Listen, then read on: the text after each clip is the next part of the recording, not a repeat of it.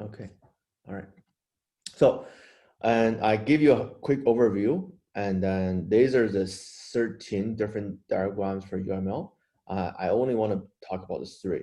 The most important one is the class diagram. Okay, let me go back to the slide really quick. I just want to show you all these major shapes and parameters, different specifications. But the one I listed here are almost useless because in reality, nobody gonna bother to write all of these things, right? I explained because we know everything should be private, then you don't really need to mark those. Okay, so one point probably we need to do that for I think in the early stage when people just start to adapt object-oriented programming, but these days nobody really write that much detail. But you know, it's still good to know that you can specify all these attributes in UML diagrams. This is how to do comments. And then more importantly, you need to know how to do the relationships, associations, right? The two type of relationship. One is generalization, which is inheritance. And then whether it's in interface or abstract class, and there are different ways, but again, it doesn't matter because if it's interface, we know how to implement interface. So the pointing up arrow, that's key for the generalization. Association, basically you connect two classes. Then there are different things you can specify, one to many, many to many, all of those. Different, yeah, these are the different type of association I mentioned, but also there are different more kind of a detailed categories for association, whether it's like a part of aggregation, composition, dependency. Again, in reality, you don't have to explicitly um, classify this. When you start to use the code, you know what you're using. But then most of this, all of this share one thing in common, that they don't have an inheritance relationship. They're just using one another class from one is using another. Okay, that's basically what's called association. All right, and the simple way I would say just something like this: just draw a line. That's all you need. All right. So some examples. All right. I just picked some random example. It's very easy to find examples. Here is some kind of a voting program. All right, so you have this authentication, and looks like you got a voter ID, personal info, password. And by the way, it looks like it's time to register for voter today. I look at a lot of things going on in Google. Not sure how many of you are going to vote. So it's something. Yeah, actually. Okay, good, good. I think I asked this one 4 years ago. At that time, well, since we're in California, I assume most of you will vote for Democrat.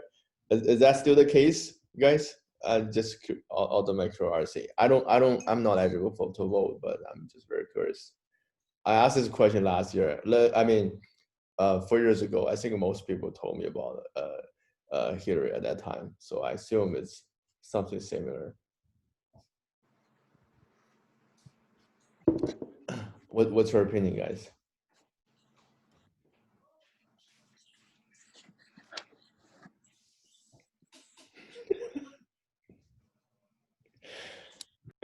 All right. Yeah, I know that's gonna cause a lot of fight. But yeah.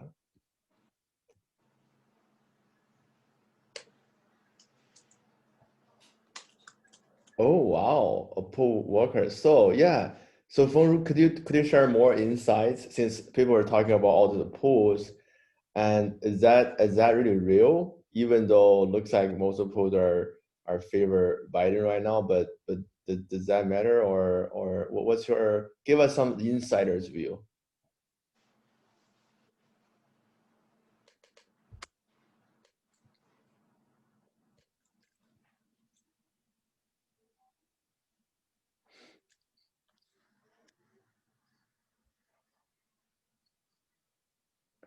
All right. Okay, so we'll see. And this uh, definitely, yeah. I heard all the similar comment that they're not really happy with either side. So, all right. Yeah, I can't vote. So I'm not a citizen. So I won't vote. All right. Yeah. So let's see how it goes. And so this is a voting system, all right, that's just your personal information, a lot of attributes. Now, here is another class called a voter personal identification with just more details, right? And so basically when you authenticate that, you need to associate with that object so that we can load all the information. And then by the creation, something like this, and then there is secure password. So it looks like this class here actually need to use your personal ID object and also the password object, right? And then you need to rely on those, and then you know, just pretty much just show all the attributes in the methods. This is a pretty easy diagram. And this one, I think the reason I put this one is this one looks more concise. In reality, when people are talking about UML and drawing things, this type of diagram probably looks more common. As you can see, they use very simple shapes. Of course, this one is done by a tool. But even without a tool, when people were writing those on the board, then they would just write a very simple rectangle, put the name and all just simple association. That's more common just for people to discuss their designs. In this case, the menu has a lot of menu items. And the menu, so from the order, you can also choose some of the things from menu. All right. And then order, you can have many order items that's corresponding to the menu item. And then the phone order is one part of order. Okay, so that's a generalization. Okay, so I think our expectation for you on the UML is to definitely the most important thing is to be able to understand this diagram very quickly. Again, the generalization, association are important, especially generalization, right? Understanding inheritance relationship, and also the how the attributes are distributed, right? So these are the diagrams. So this one here, okay, also pay attention. Okay, so this is something called an example of an observer pattern. Okay, I think in another 2 weeks, we'll spend most of our class time on talking about this most important topic called design patterns. When we talk about design patterns, we'll show you a bunch of best practice in terms of design. That's where you can learn most of this professional design knowledge. I'm sure after design pattern, you will start to realize that you got to a different level. I promise that. Okay, so you at the end of the course, you will feel you're gonna do the Java coding in different ways before you taking the class, compared with before you take the class. But anyway, so this is one of the patterns and one of my favorite patterns called observer pattern. Okay, this pattern is used to build a system where you need a lot of updates and notification, those kind of features. For example, if you are trying to build your own stock market system, you need to notify all the buyers about the stock market price changes. Now, this is the pattern to use. All right. So we'll talk more about how it works. But normally when we talk about pattern, we'll tell you, okay, so this is a recommended way to write a system. And then you will see this kind of UML diagram where this is a parent class called observer. And then you have 2 different concrete observers that are subclasses. They all share this method called notify. And then observer could be associated with a bunch of subjects. All right. Observers can observe subject, different kind of subject. And this one here shows for subject, what are the method you need to build? And then there is a comment to tell you exactly how you implement one of the methods. All right. So with this one, as you can see, the UML is really helpful for you to visualize and specify how the pattern works. Because for the same thing, if you try to write everything in the text, it will be very difficult to read. And this one gives you a very clear idea on how the pattern works and how can you adapt your system to this kind of pattern. Okay, so we'll come back to this one in another 2 or 3 weeks when we start talking about observer pattern. But for now, please understand that the reason we want you to know about UML diagram, especially class diagram, is to be able to understand the patterns, understand the designs, and then adapt it to your own. Okay, so reading the UML today is more important than writing it. Right? So these are the tools you can use to draw the UML diagrams. I'm not going to show any of those because in reality, it's really not very practical. I know some of the online tools you can do it. There was this one very, very famous one. Okay, this thing called Rational Rose, and it's developed by IBM. This software, they probably made so much money back in 2000 or early 2000 when everybody trying to use a UML diagram and design. So this is their standard tool. Right now, nobody even use this one, and people never heard about the software anymore. So this has been changed so much. But then just know that UML was actually very popular. But right now, because everything moved faster, we prefer agile design. We don't want you to design too detailed in the beginning.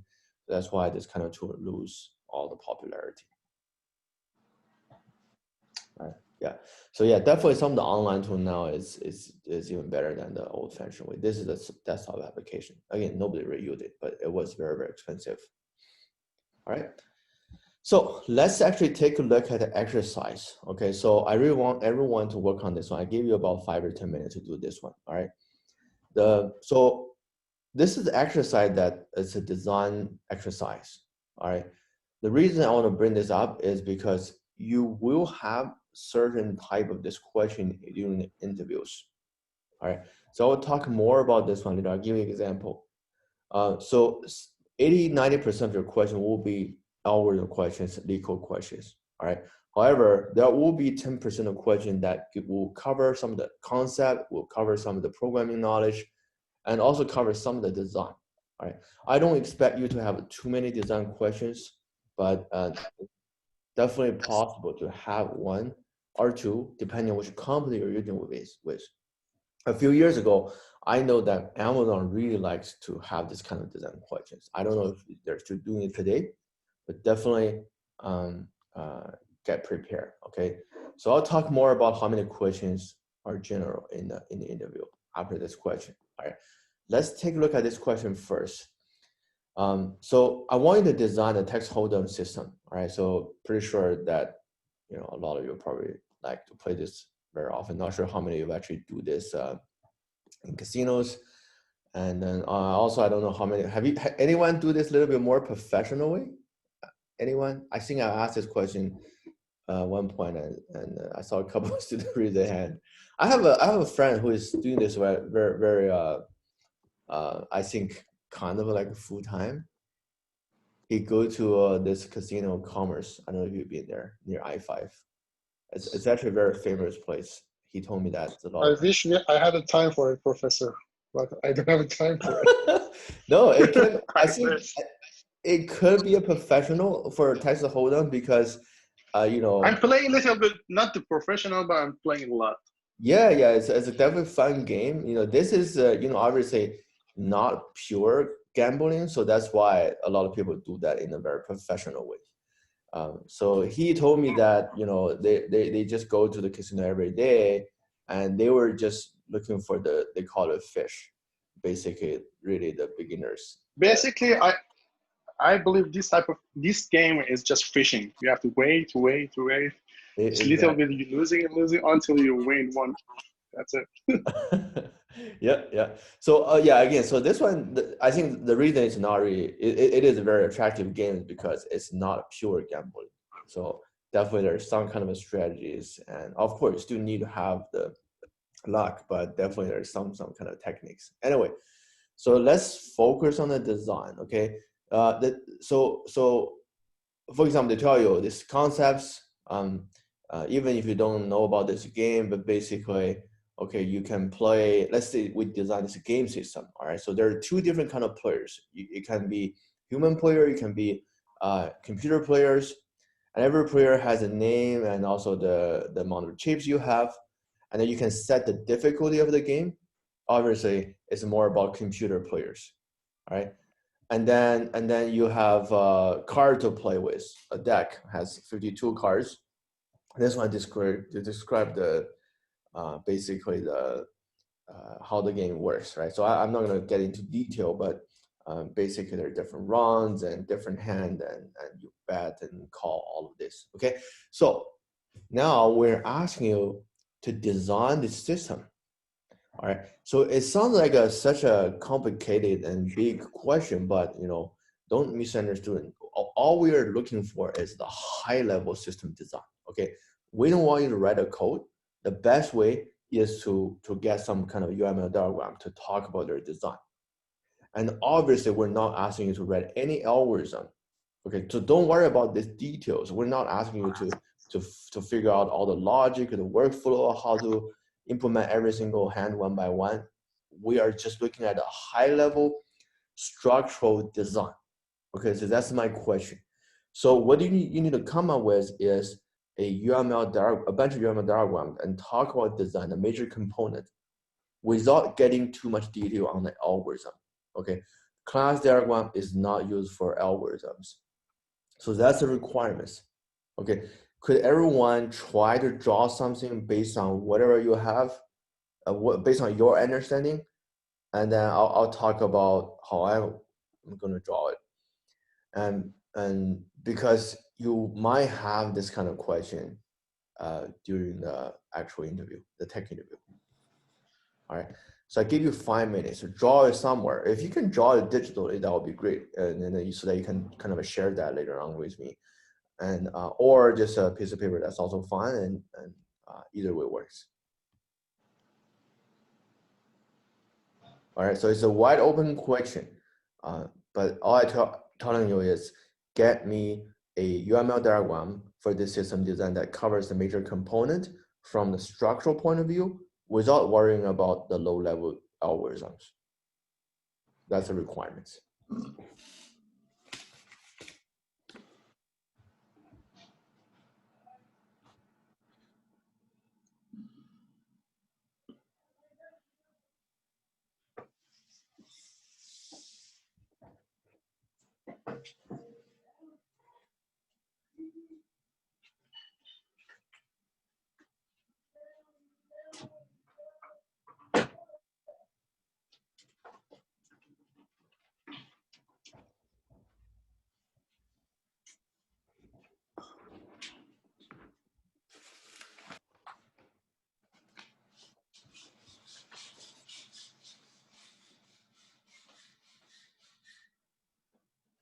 Oh, sorry, I didn't see the comments. So Jason, you like Mahjong?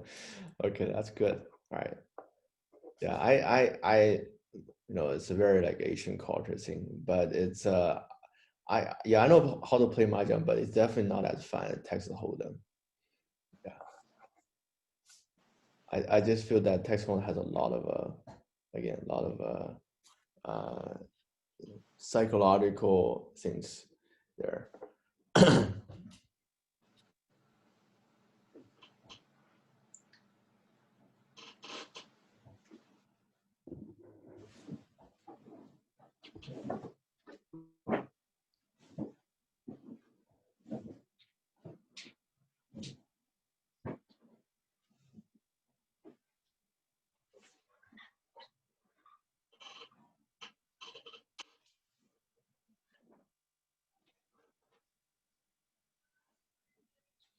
No, Nick. So in the software engineering course, you will see that we're not going to ask you to do any of this diagramming for your project. It's pretty much not very necessary. Okay. Most of the things you can start to code, because when you start to code it's the same thing, especially in Java. So the truth is, for UML, my experience is, if the system is relatively easy, you don't really need it. But then when the system is very complicated, it's very difficult just to draw the diagram in the first place. So it's definitely not the trend.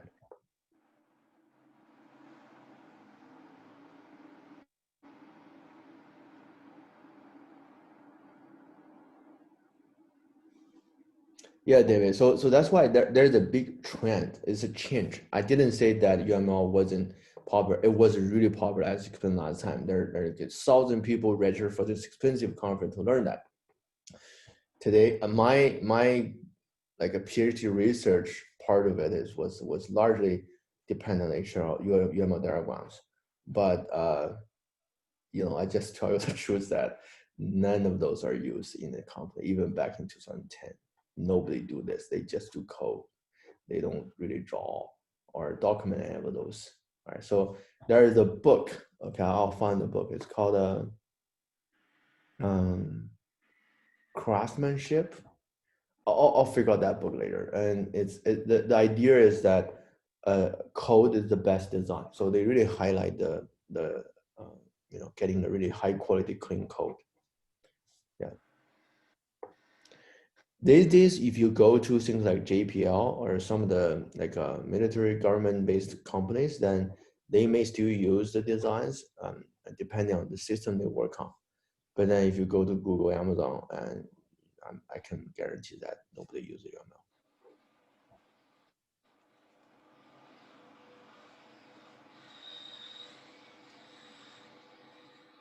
Right.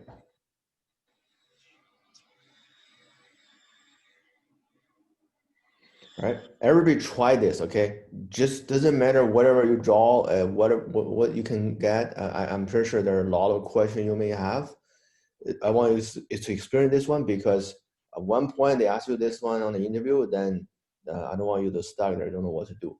This is actually a kind of an easy question if they ask you because again, there's no algorithm involved. You just need to figure out um, the structures.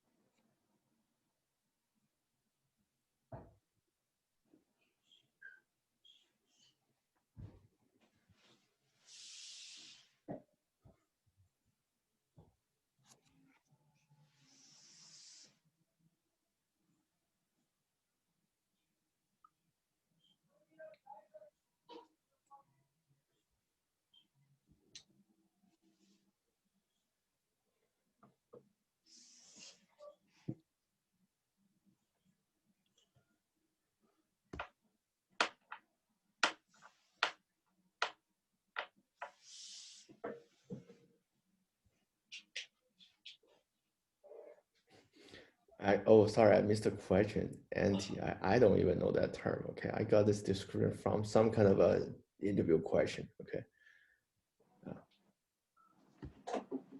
yeah, I think that's just the money you put there in a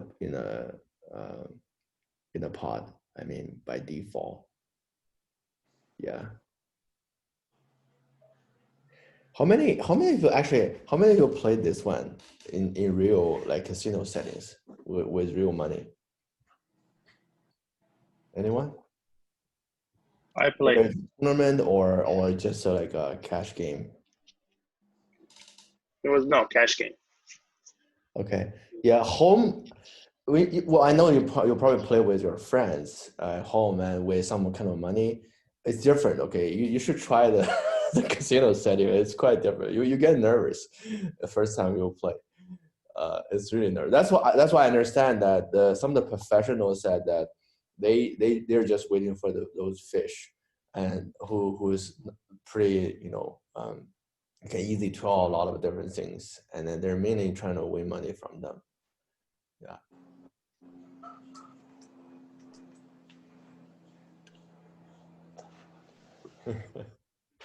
Yeah. Yeah. Stocks definitely also difficult. All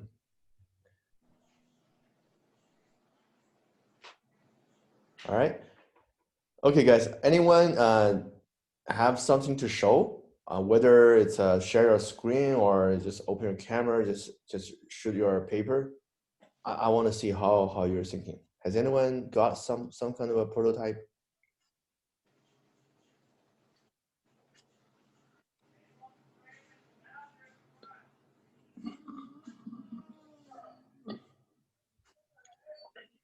How about Christian? Have you got anything?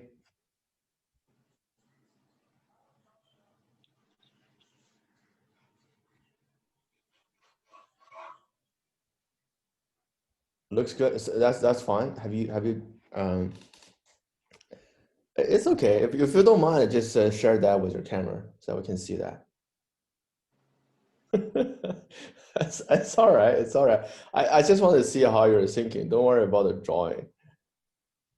Yeah, it can be really bad. Doesn't matter.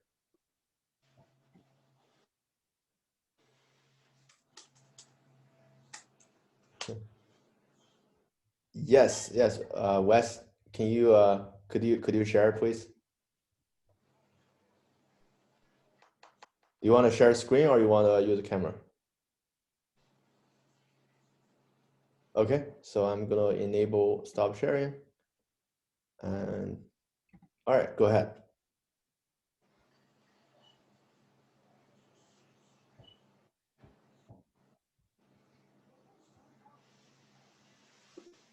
Yeah, not bad, not bad. So you want to explain a little bit?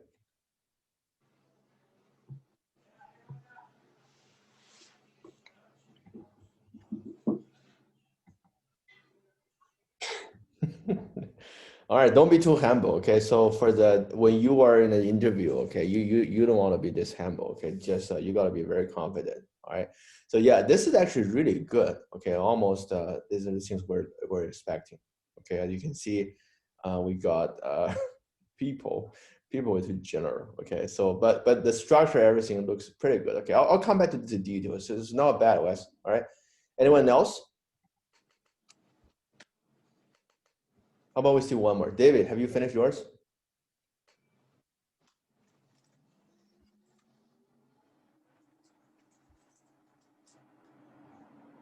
Okay. Anyone? How about Nick?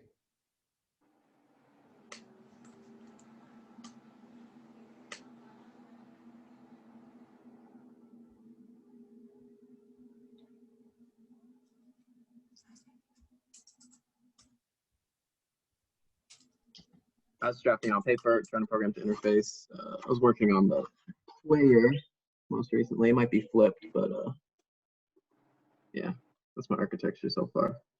Okay. Oh, sorry. Sorry, Nick. I didn't see that. Okay. Could you put that again? All right. Yeah. 1 second. Okay. It's too small. Okay. All right. Okay, guys. I can you guys all see Nick's camera? And you see there the player. Good. Yeah. And now on the other hand, you got a deck table. Yeah, pretty The nice. table was kind of Not like bad. Not bad. Good. like Very Wes's good start. game Okay. a little bit. Yeah, very good. Okay, so I'm gonna show what we are expecting. Okay, so I'm gonna open my editor here. Okay.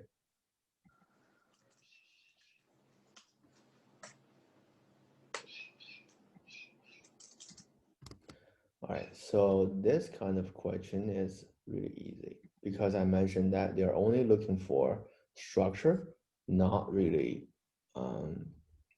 algorithms. So I will do something like this. Okay, so since we're talking about like structure only, you just need to figure out what are the objects, what are the relationships, because that's what the class diagram can use to draw. So obviously you see there is a human player, computer player. And since there are two different types, and you really need to think about inheritance and build a hierarchy. Anytime when you got object-oriented design question, there must be a inheritance hierarchy. Otherwise, we don't need OOP. All right. So almost every question, you definitely need to draw some kind of apparent subclasses. If you don't have that, then you should double check, make sure you got all the concept right. Okay, so there is two different kind of players. Okay, you need to name them as player, not people. All right, be very specific. And then you got a human player and computer player. And then as you can see, every player has some kind of a stack and name. That's your attributes. And the computer player have a different difficulty setting, and the human, you don't need that. So the first three bullets, for sure, you need to get these three classes there. All right, so this is what I'm gonna do. All right, so I will just draw, let me put my zoom here. So I'm gonna draw some blocks, right? Really easy. Yeah, so this one will be player, right?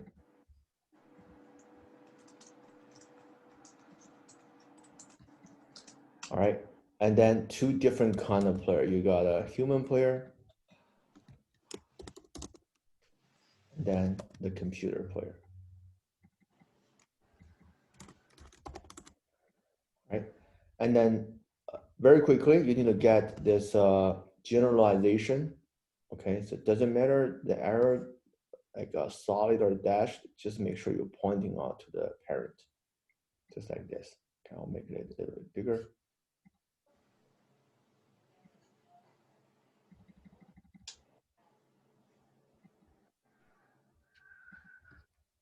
Oops, sorry.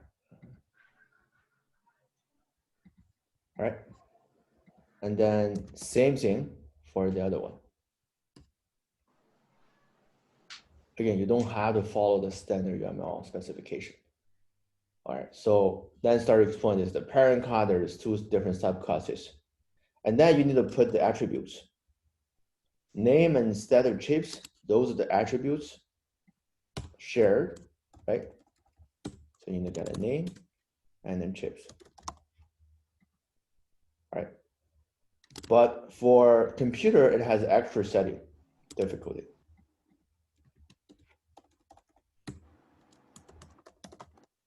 All right, that's it.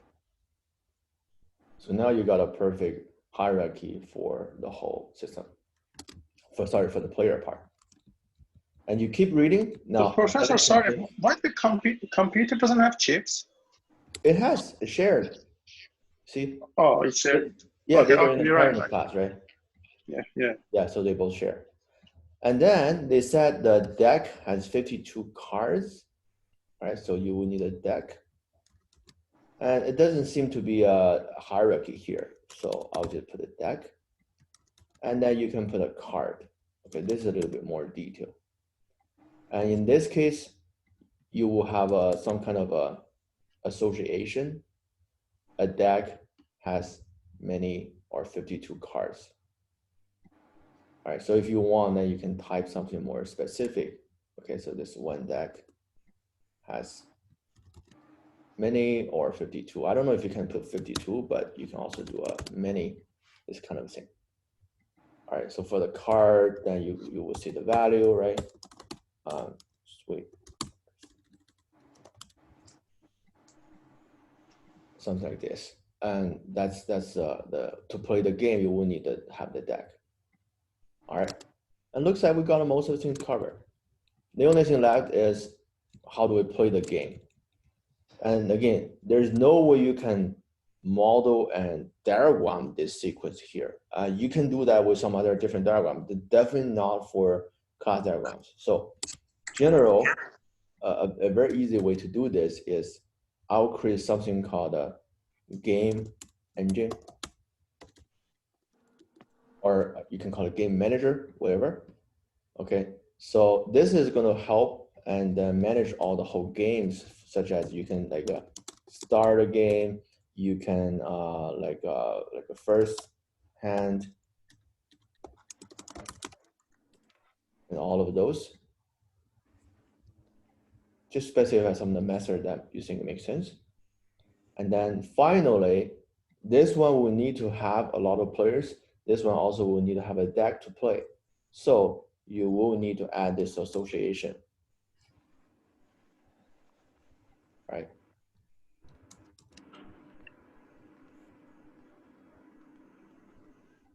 Something like this.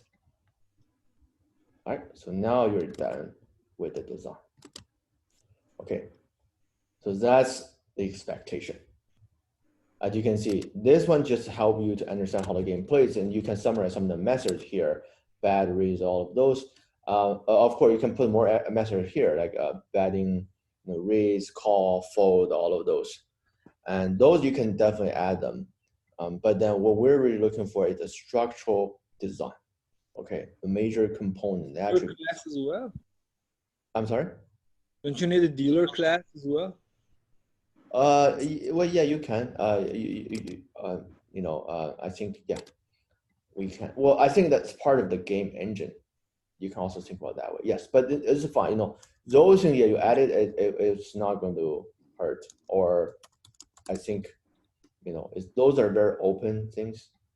If you add it, that's even more detail. I think that's going to be good. But most of the system at the end, you can think about some kind of entity like this that connects all the components together. Right? So I just want you to understand this example. This is the level of detail they're looking for. That's it. Okay, nothing more. And you can't really write all this algorithm. When you write this algorithm, it's more complicated. It's a lot of workflows you need to deal with. Make sure you got the right sequence, all of those. But we're just talking about the high level structural design. All right. So this is one of the classical questions you will have during the interview. All right. And if you want more of this kind of questions, there's another very famous one called parking lot design. Okay, as you can see, there's even videos talking about how they do this one. Pretty much similar. Okay. So the question is like this one here. This is one of the Amazon's favorite question. All right. As you can see, asking Amazon, Apple, I don't know about other companies, but I know Amazon asks this a lot. Okay. At one point, but probably not anymore right now. So this will tell you, okay, so parking lot has many levels. Every level has multiple rows of spots. As you can see, you can start to think about different classes here. What's the association? The parking lot can park motorcycles, cars, and buses. Different type of vehicles, that's the hierarchy and inheritance. All right, the parking lot has motorcycle spots, compact spots, and large spots. So there are different kind of spots for different type of vehicles. Motorcycle can park in any kind of spots, all of this, right? So again, any kind of question like this, you can find for sure there's some kind of a hierarchy inheritance. There are some kind of association. All you need to do is create all those class blocks and then use different association generalization to put them together. Okay, so that is the expectation. Now this one, they actually summarize the Java code, but rarely you're gonna write this Java code. It's kind of boring, it's a lot. And you don't have time in the interview to write all of this. Just draw a diagram. This is more common during the on-site interview where you have the whiteboard, then it's probably very likely to have this kind of questions. But during the phone interview, they will still maybe ask you, maybe you're just talking about that verbally because it's not really easy to draw all of this. All right, so that's kind of the expectation.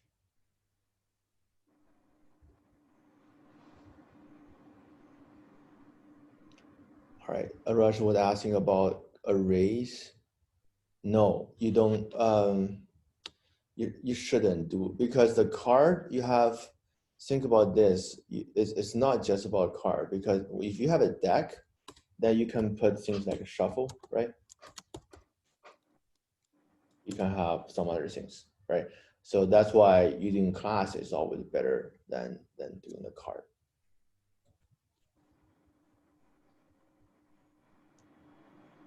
Right. Oh, speaking of a shuffle, guys, have you ever done this question on the shuffling algorithm?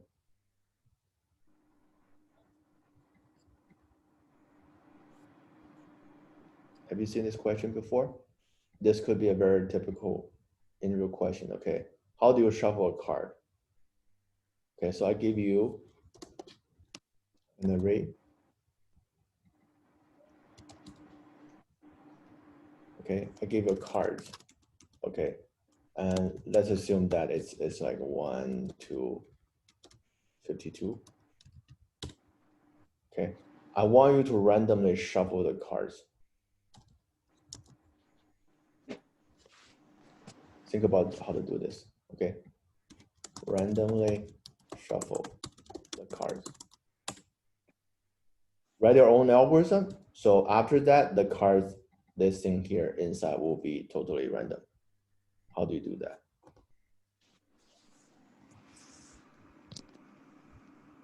Design a randomly shuffling algorithm. There are different kind of algorithm, but this is used to be a very typical interview question.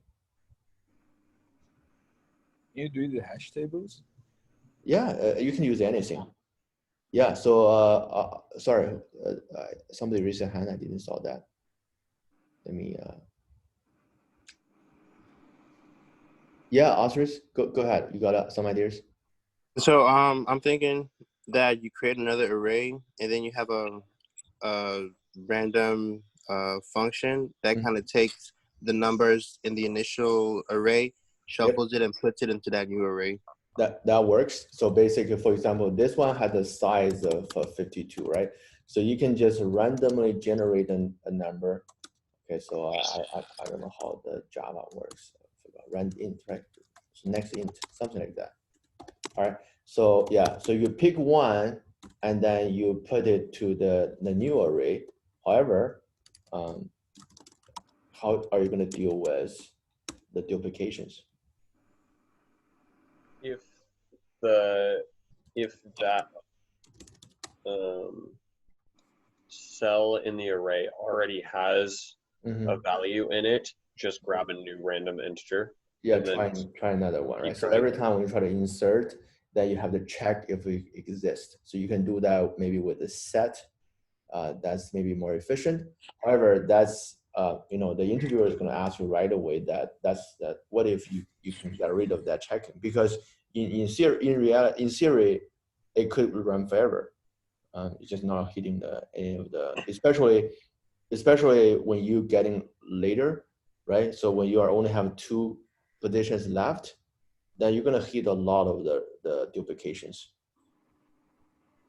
So this approach, you know, for 52, I think it's going to work. But if you're talking about a larger number, that duplication, I think, is going to cost quite a large amount of time. What we could do is we could copy the set 1 through 52 into a set of 51 once we have removed a random index, and we can keep doing that, and then we just pull our so we'll find a random value between 1 and the size of the number of cards left. So you just pick a random number in there, and then you just keep adding to the end of your new, like appending it to the end of your new deck. Sounds good. So basically you're saying that as we're selecting something from here, you also delete that guy from here, right? Yes, yeah. So that also works, right? What if, that's kind of a right approach.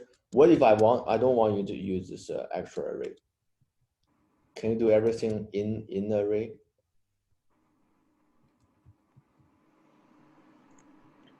Okay, don't use the extra space. Just do everything internal, inside.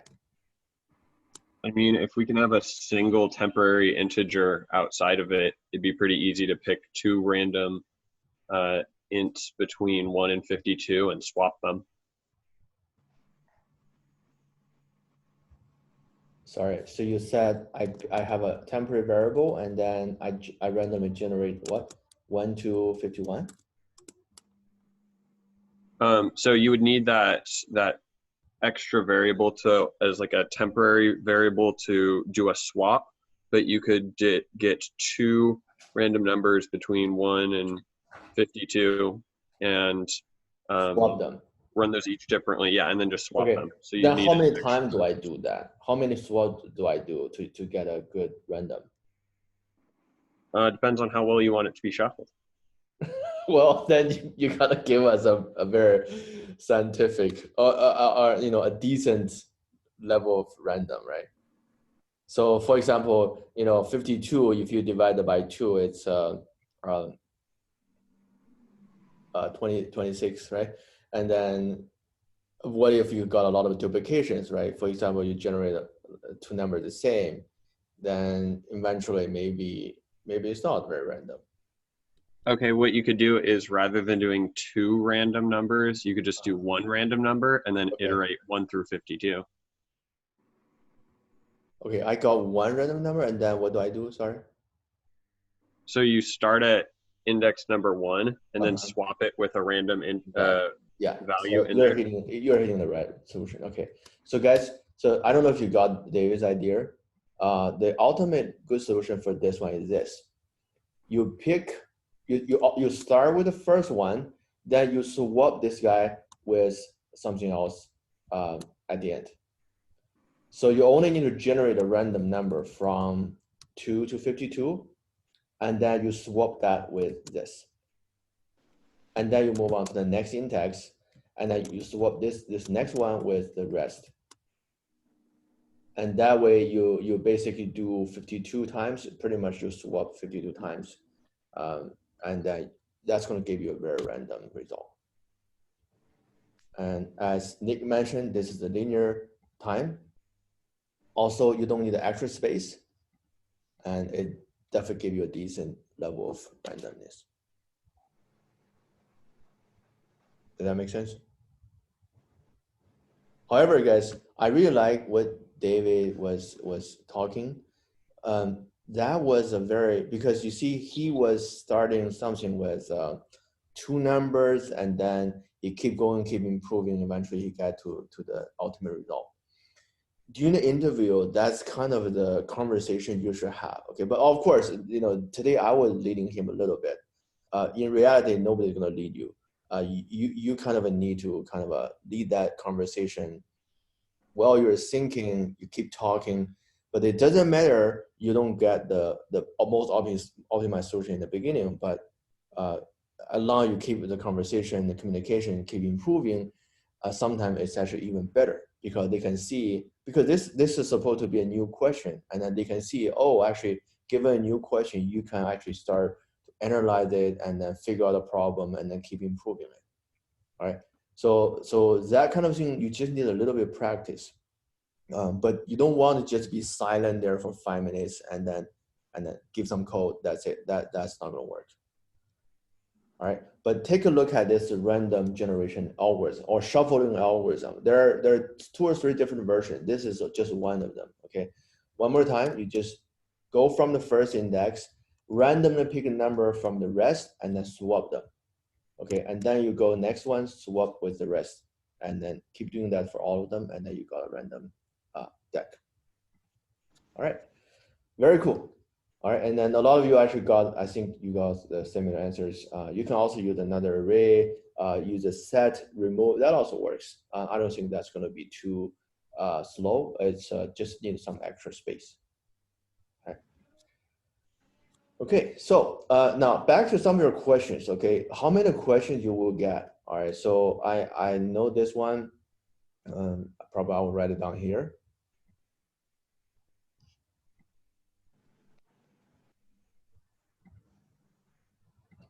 All right, so in most of it, I'm talking about in general, the full-time position, okay, for top companies. And right now everything's online, but it doesn't represent the typical case. Okay, normally you got a phone interview and also the on-site interview. All right, so, and sometimes, you know, right now you often have a like online assessment, right? So I'll put maybe 3 stages, 3 steps. All right, so maybe more typical. And step 1 is this online assessment. This is normally like a machine-based, system-based, no people involved, and you just go there and submit the answer. It doesn't really matter whether cheat or not. Most people won't cheat, but you know, really, if you get our friends to help you, there is no way to catch it. The reason to have this online assessment is just because they don't want to waste all their engineer time to do too many interviews that obviously candidate doesn't work, right? So this one, you know, if you gotta be able to pass it, at least you know you have some kind of foundation, and also you're very serious about this position. That definitely help them to filter out the candidate who are not qualified. But they're not going to take this too serious, okay? Because it's very difficult to guarantee something that's never done before, and also there's no guarantee that you did that independently, right? So the most important part start from the phone interviews, okay? And then you will have to go through the phone interviews for sure. All right. Most of the companies, I think they will give you anywhere from 2 to 3 rounds of phone interviews. All right, very typical. And you can have 1 round, very, very rare, unless you're like a superstar, you did the algorithm so well, or you got some other special experiences. After 1 round, they will move you to the next stage, which is the on-site interview. All right, but most of the time, after the first one, if you do well, they will move you to round 2. But then if you don't do well in round 1, they will cut it right away, because they're not going to waste the time for another round with their engineer time, right? So 2 rounds is the typical number. But sometimes after 2 rounds of interviews, you're not doing too well. No, sorry, you did okay, but the interviewer will have different opinions, mixed opinions on you. They're not really saying that you're not good, but then they obviously one thing you're much good is really good, then the other one says that you're just okay. In that time, they will bring you with the third interviewer to do one more round. Okay. For the Amazon interview, I remember I did 3 rounds of interview, and then that's it. All right, but no more than 3. So 2 to 3 rounds, that's very typical for phone interview. So, Professor, what type of the question they're asking for the interview? Yeah, so 80%. So the phone interview normally is about 40 minutes. All right, they will ask you like just coding question. Okay, so I would say 80 to 90% is just algorithm and data structures. Okay, just like the random shuffling algorithm. That's a very, very typical online phone interview questions. All right, this kind of questions, it doesn't really mean that they will ask you super crazy hard questions. They mostly actually ask you very simple like structures, such as arrays, strings, list, stacks. They like to focus more on this kind of structures rather than trees and graphs. Sometimes they ask you tree questions. I rarely see people ask you graph questions, very rarely. Okay, the reason is if we ask you to do a tree or graph algorithm, for example, digester algorithm, that takes too much time to write, and that's very hard to verify. I think the interviewer themselves, they don't even know if this 100% correct. But then they like to ask questions like shuffling algorithm. If you write the algorithm, it takes maybe 8 or 9 lines of code. Another one will be like a binary search algorithm. But binary search, most people know it, and they will give you a variance of binary search. For example, how could you return me the first occurrence of the number? So we're talking about binary search. Okay, I want to kind of refresh your algorithm. Okay, binary search really important. This is kind of a very common interview question. You got this number here is sorted, right? So you can use a binary search to search for it. You got a left and right, you got a middle index, and then compare and then move to the left or right. Keep going. But then what if I give you a list of numbers or array of numbers that are duplicates? For example, 1, 3, 3. I want you to find out the index of the first occurrence using binary search. How can you do it? All right. So this one, the algorithm is almost the same as this one, but then you need a very, very simple minor change. Okay. But the interview questions, during the phone interview question, they really prefer this and this kind of question because it's really simple. It doesn't take too much time to write. It's very easy to verify, and still it tests your knowledge. There's a question not easy. Try this one, guys. It's really not easy. I can tell you the change you make based on this standard binary search is only 1 or 2 lines of code. You only touch 2 lines of code to make it work, but it's really not that easy. You should think about how this is going to work. All right. But these are the most typical coding algorithm questions during the phone interviews. Basic fundamental structures, but pretty smart algorithms. And then the rest, they will ask you OOP design. That's one. And then they will ask you some of the concepts. I give you an example. What is the differences between linked list and array list? Or tell me the difference between interface and abstract class. Okay, these are questions all being asked. Those are relatively simple questions.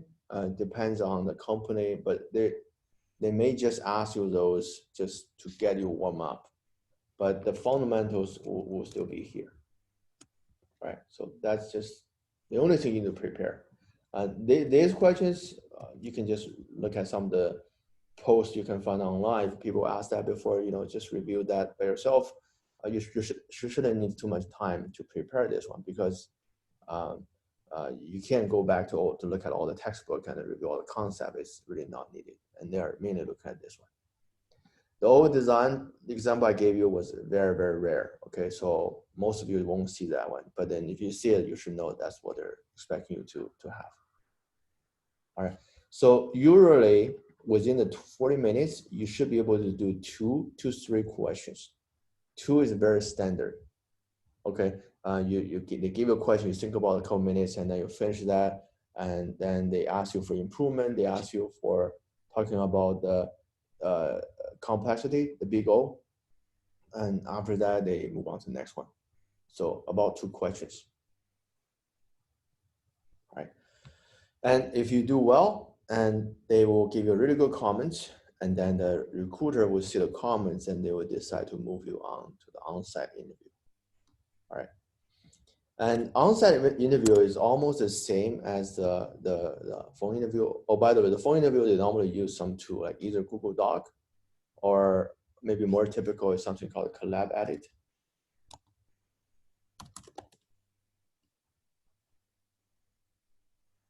This one. Because other companies don't want to use Google stuff, so they just use this online tool here. Very simple as that. It's just like a Google Doc, and I create a new doc, right? And then I put my name here. All right, so I will send a link here to all of you. And then you just, I give a call and I send a link. Oh, could you join this one? And now you click on the link, and then we can all type together. So I'll give you a question that you get join, and then you just type your code.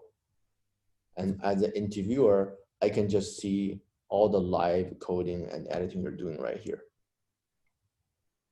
Okay, so that's how they do the phone interviews. So they just focus on your code. But then while you're coding, you still need to explain everything. All right, so that's how they do the online interview. And then when they go to the on-site, it's almost the same. Yeah, you don't run a code. You never run the code in the phone interview, because those questions are really easy to verify. For example, the shuffling algorithm, binary search, I look at that, I can see if bugs or not, right? So you shouldn't have any kind of a syntax error at this level. If you're talking about interviewing with Google, you still need a helper on the syntax. That's going to look very, very bad. Okay, so you don't have to run your code, but at least you shouldn't have people to find some kind of bugs or errors. And that's, you never got a chance to run your code. That's not called a code interview. Yeah. Yeah, I understand that LeetCode, you can run it, you can verify it, but it's okay. For the code interview, they're just trying to focus on algorithm. Because the interviewers are knowing those questions very well, so they can easily tell if that works or not. But during your practice, it doesn't hurt to start with LeetCode, but at one point you have to come back to this kind of plain editor without any kind of help on the IDE, from the IDE. No language specific. Big company doesn't matter. Okay, Java, C++, Python, it all works. Okay. Because again, for binary search, whatever language you use, it shouldn't look very different, and that's another reason why they focus on the simpler algorithm question, the concise algorithm questions. No company will require you to use only C++ or Java or Python, right? So it's all your choice.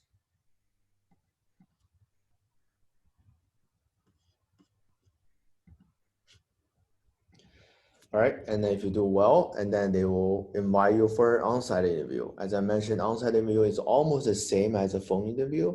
The difference is, number one, you will have 4 to 6 rounds of interviews during the same day. Okay, on-site interview is only 1 day, or half day, I would say. Half day to 1 day. No exception. They're not gonna let you to do another day. It's not really needed.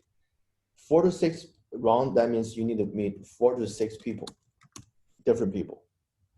All right, and then 4 or 5 should be technical interview, and then 1 sometime it's a manager meeting, or a lunch meeting, but that's just kind of a technical. For technical, I think normally the interview will be around, I think it will be 45 to 60 minutes. It will be a little bit longer since you're on site, you can talk more, and then at that time, okay, remember, it's all about whiteboard coding. Okay, not the Google Doc or editor, no computer. Okay, whiteboard coding.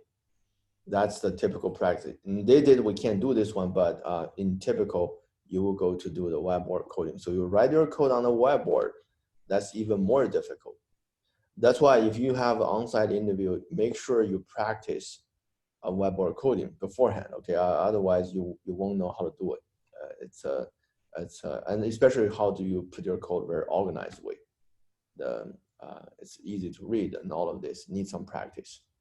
All right, but then that's how you do it. And then every engineer is gonna spend almost 1 hour with you and ask you another question. The question should be similar to this one, but I think in general, it will be a little bit more complicated. At least it takes more time. Most time I know people are just gonna ask you one question only, and during that 1 hour, so that's why the question might be a little bit more complicated. Right, so definitely, but then if you can get to this level, that means you have a pretty decent background, so it should be expected.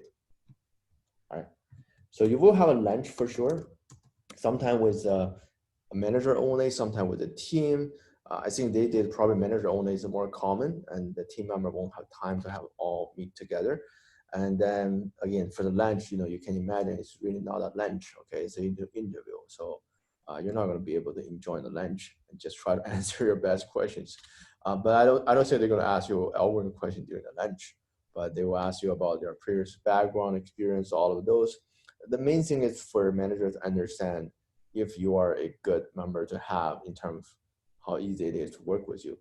All right, so that's basically the purpose of lunch, but it is an interview, okay? And also importantly, for the lunch, you don't want to eat too much, okay? Because you will still have the coding interview afterwards. You don't want to get yourself too much sugar and then your brain start working afterwards, okay? That's really important, okay? Just get some salad and then keep talking, and then after that, get a coffee and then get ready for some more interviews. So this whole on-site interview is exhausting.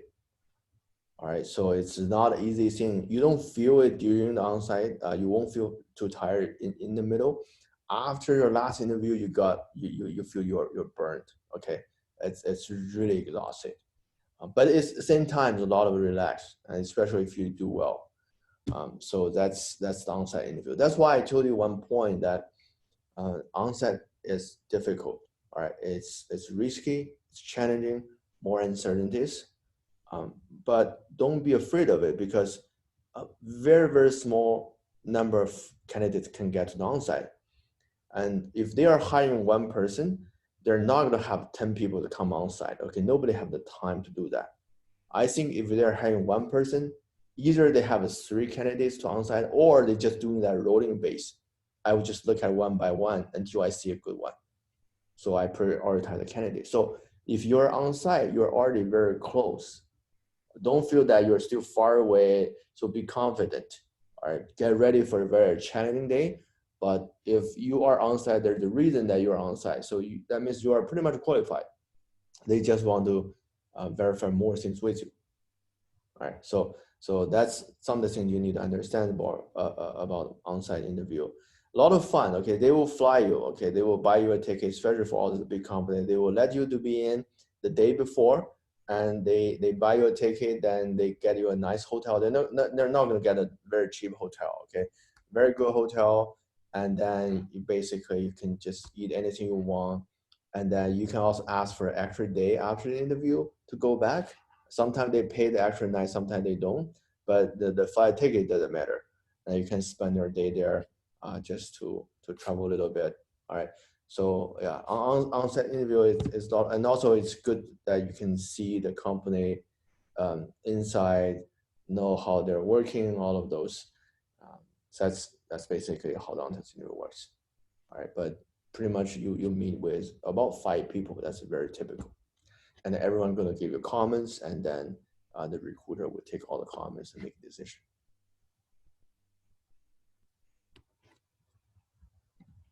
All right.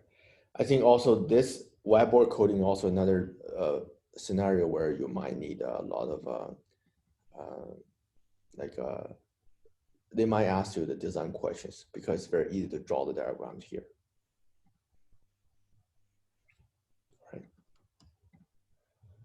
Okay, has anyone done some of the on-site? Is that looks like the same? Some of the what about the Nostrum? Is that same? For interns, by the way, internship normally you don't have to do on-site. Interns, especially to remote, like Google, Amazon, they only do phone interviews. That's why interns are easier. But for full-time, for sure, you will need to do the on-site. It's more steps.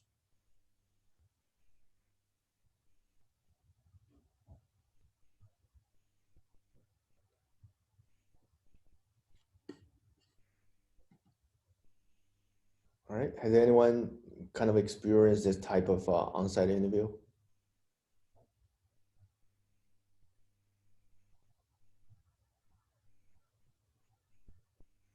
Oh man. So yeah, Ryan, I saw something similar recent years. So again, these are the things I know most often back like 3 or 5 years ago.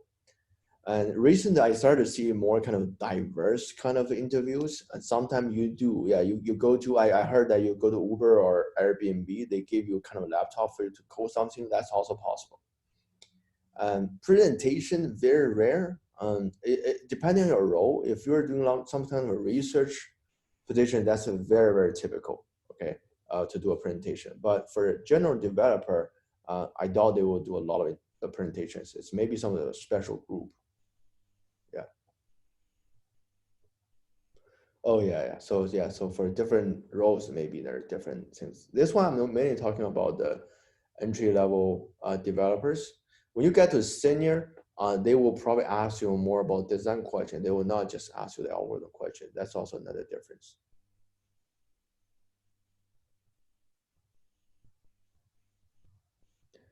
Yeah, so for Cisco, I don't know if they can do 3 days, but it's very likely it's a senior level position. Maybe they will do multiple days. For engineers, very rarely, for software engineer, very rarely it goes over than 1 day, just because people don't have the time to afford that. Yeah. And another example, some of the faculty, like a university hiring, that one sometimes covers 1 or 2 days.